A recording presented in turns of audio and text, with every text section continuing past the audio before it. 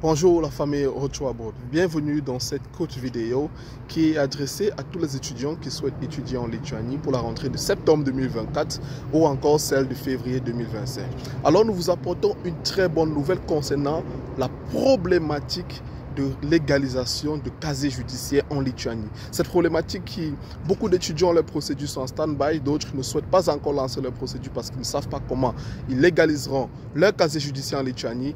Alors cette vidéo est pour vous parce que cette information va vous débloquer de ce problème. Cette information vous aidera cette fois-ci à préparer mieux votre projet d'immigration et soyez-en sûrs, vous allez kiffer. On se retrouve après le jingle.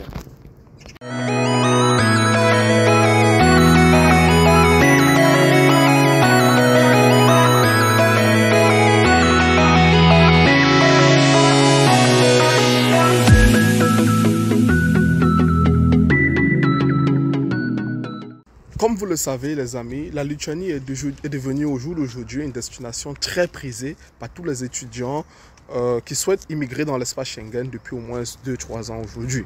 Pourquoi? Parce que dans un premier temps, c'est un pays qui a le taux de visa étudiant le plus élevé. Puis deuxièmement, ce pays offre une carte de résidence temporaire étudiante de 2 ans. Voilà, de 2 ans. C'est-à-dire que lorsque vous appliquez et vous avez la grâce, on va dire, d'avoir l'approbation de l'immigration lituanienne, on vous donne un TRP, Temporary Residence Permit, de 2 ans, ce qui diffère de beaucoup de nombre de pays qui donnent une année renouvelable chaque année. Or, chez eux, vous allez renouveler tous les 2 ans. Donc, ce qui offre quand même une présence, un allègement, un assouplissement dans la procédure, un calme d'éviter chaque année pour être dans la paperasse. Ça c'est dit. Maintenant, ce qui dérange aujourd'hui, et je comprends beaucoup d'étudiants d'appliquer en Lituanie, c'est que l'immigration lituanienne avait imposé la double légalisation de la plupart des pays, on va dire communément du tiers-monde, comme ils nous appellent. Et ça posait problème parce que, hormis du fait qu'il fallait déjà légaliser dans nos pays en Afrique, au ministère des Affaires étrangères dans nos pays en Afrique, il fallait encore se battre comme on pouvait pour légaliser, pour avoir la légalisation lituanienne, soit d'une ambassade autorisée à légaliser nos casiers judiciaires, soit de l'immigration des affaires étrangères à Vilnius. Bref, c'était compliqué. Voilà. Mais c'est le plus pareil.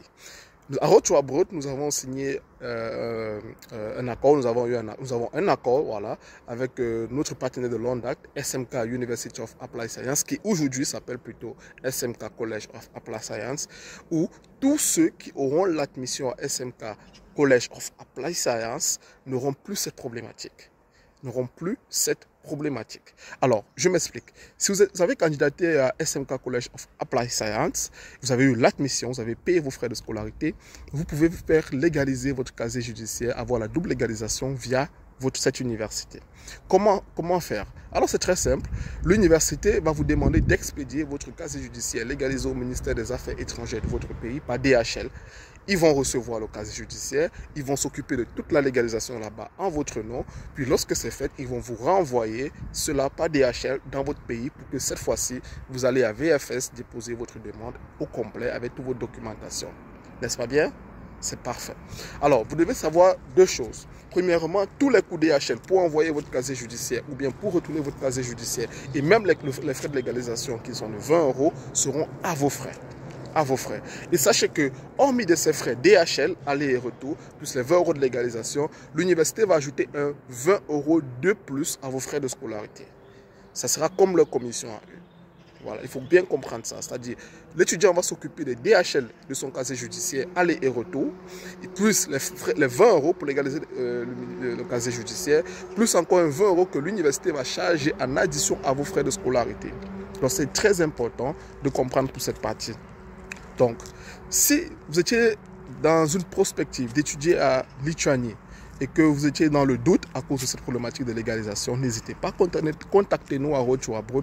Nous vous inscrirons à SMK University, qui est notre partenaire d'aujourd'hui, ça fait 4 ans. Vous aurez votre admission et cette problématique de légalisation, c'est plus possible. Alors, peut-être beaucoup d'entre vous me poseront la question, est-ce que toutes les autres universités en Lituanie le font? Je veux croire que oui. Mais je n'ai pas la confirmation parce que moi, je travaille qu'avec SMK College of Applied Science.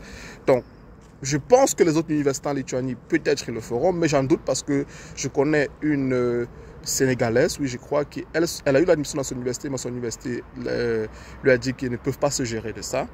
Donc, je ne peux pas vous garantir à 100% que toutes les universités le feront, mais je peux vous garantir à 1000% que SMK College of Applied Science, autant pour moi, le fera.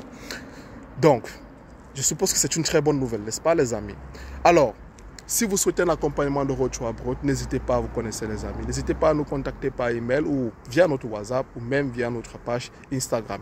Sachez que vous pouvez candidater toujours, dès maintenant pour la rentrée de septembre. C'est toujours possible jusqu'à la mi-juin. C'est toujours possible de candidater en Lituanie pour la rentrée de septembre. Et c'est même aussi possible de candidater pour la rentrée de février 2025.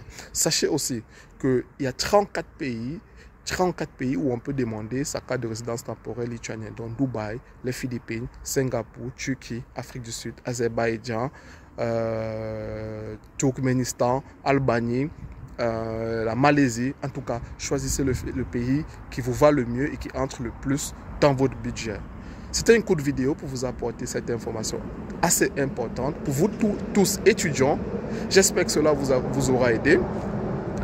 On se dit à une très prochaine vidéo avec de magnifiques informations et surtout concernant la demande de visa roumaine, comment les procédures se font pour la Roumanie, autant pour moi. J'ai fait une vidéo par rapport à la documentation, j'en ferai une autre. Et surtout, on se donne rendez-vous ce dimanche, 15 h, heure de France, pour notre live sur notre page YouTube. Bonne fin de journée à vous les amis. Bisous, bisous. Bye bye.